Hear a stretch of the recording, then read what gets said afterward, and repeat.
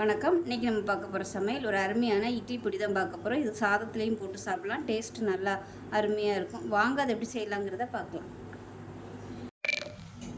Pan எடுத்துக்கலாம். Pan சூடானதும் ஒரு டீஸ்பூன் போல் நல்லெண்ணெய் விட்டுக்கலாம். நல்லெண்ணெய் சூடானதும் மெஷரிங் கப்பில் 1 கப் அளவுக்கு உளுந்து எடுத்திருக்கேன். இது கிராம் அளவில் சொல்கிறதுனா 200 கிராம் அளவு எடுத்திருக்கேன். இப்போ அதை சேர்த்து நல்லா பொன்னிறமாக வறுத்துக்கலாம்.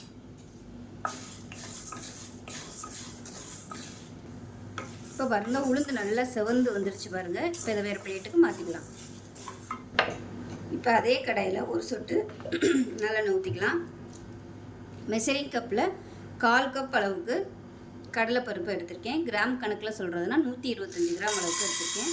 இப்போ இதையும் சேர்த்து நல்லா பொன்னிறமாக வறுத்துக்கலாம்.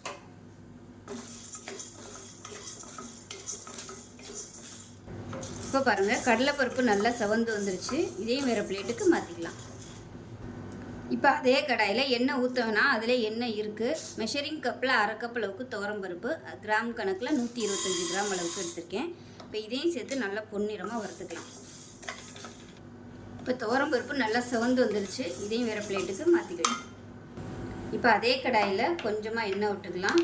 மிளகாய் வத்தல் வறுக்கிறதுக்காக ஒரு சொட்டு எண்ணெய் விட்டுட்டு, மிளகாய் வத்தல் பார்த்திங்கன்னா 125 கிராம் எடுத்திருக்கேன். இது 80 கிராம் சாதாரண மிளகாய் வத்தல் எடுத்திருக்கேன். இது கூடவே 40 கிராம் அளவுக்கு காஷ்மீரி மிளகாய் வத்தல். இது கலர் கொடுக்குறதுக்காக சேர்த்துருக்கேன். ஃபுல் அண்ட் ஃபுல் நீங்கள் சாதாரண மிளகாய் வத்தல் சேர்க்குறனாலும் சேர்த்துக்கோங்க. காரம் கொஞ்சம் கம்மியாக தான் இருக்கும். இப்படி உங்களுக்கு காரம் அதிகமாக வேணும்னா நீங்கள் இன்னும் கூட 150 கிராம் அளவுக்கு மிளகாய் வத்தல் எடுத்துக்கலாம். இப்போ இதை நல்லா வறுத்துக்கலாம். இப்போ இது கூடவே நல்லா ஒரு கைப்பிடி அளவுக்கு கருவேப்பிலை சேர்த்துக்கலாம். சேர்த்துட்டு நல்லா மொறுன்னு வர அளவுக்கு எல்லாத்தையும் வறுத்துக்கலாம். இது கூடவே 1 டேபிள் ஸ்பூன் கல் உப்பு சேர்த்துக்கிறேன். பத்தலைன்னா நம்ம அரைச்சதுக்கப்புறம் சேர்த்துக்கலாம். இப்போ பார்த்திங்கன்னா கருவேப்பிலை எல்லாமே நல்லா வதங்கிடுச்சு. வரமிளகாயும் நல்லா வதங்கிடுச்சு. இப்போ இந்த ஸ்டேஜில் பெருங்காயம் சேர்த்துக்கலாம். 1 டேபிள் ஸ்பூன் அளவுக்கு பெருங்காயம். கிராம் கணக்கில் சொல்கிறதுனா 10 கிராம் அளவு இருக்கும். நார்மலாக பொடிக்கு கட்டி பெருங்காயம் சேர்த்தா தான் நல்லாயிருக்கும். ஸோ இல்லாத பட்சத்துக்கு நீங்கள் இந்த பெருங்காயம் சேர்த்துக்கோங்க. 1 டேபிள் ஸ்பூன் அளவு சேர்த்துக்கோங்க. கட்டி பெருங்காயம் இருந்தால் 10 கிராம் அளவுக்கு கட்டி பெருங்காயத்தை முதலே நல்லா எண்ணெயில் போட்டு நல்லா பொரிச்சு எடுத்துக்கோங்க. இந்த பொடியை விட கட்டி பெருங்காயம் தான் நல்லா வாசமாக இருக்கும். ஸோ என்கிட்ட இல்லாதனால நான் இதை சேர்த்துருக்கேன். இப்போ அமர்த்திடலாம். வேறு பிளேட்டுக்கு மாற்றிக்கலாம். இப்போ இது எல்லாமே நல்லா ஆறணும். ஆறினதுக்கப்புறம் மிக்ஸி ஜாரில் போட்டு நல்லா அரைச்சிக்கலாம்.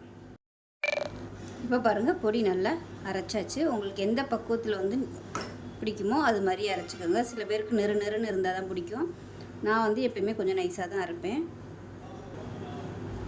இப்போ நமக்கு அருமையான இட்லி பொடி ரெடி ஆயிடுச்சு. இது சாதத்தில் கூட இந்த பொடியை போட்டு நெய் போட்டு சாப்பிட்லாம். நல்லெண்ணெய் ஊற்றி சாப்பிட்லாம். அருமையாக இருக்கும். இப்போ ஆறுனதுக்கப்புறம் டப்பாவில் போட்டோம்னா நல்லா ஒரு 3-4 மாதத்துக்கு சூப்பராக இருக்கும். ஸோ செஞ்சு பாருங்கள். செஞ்சு பார்த்துட்டு எப்படி வந்துச்சுங்கிறத சொல்லுங்கள். வீடியோ பிடிச்சிச்சுன்னா லைக் பண்ணுங்கள், கமெண்ட் பண்ணுங்கள், சேனலை சப்ஸ்கிரைப் பண்ணுங்கள், பக்கத்தில் பெல் பட்டனையும் ப்ரெஸ் பண்ணுங்கள். நன்றி.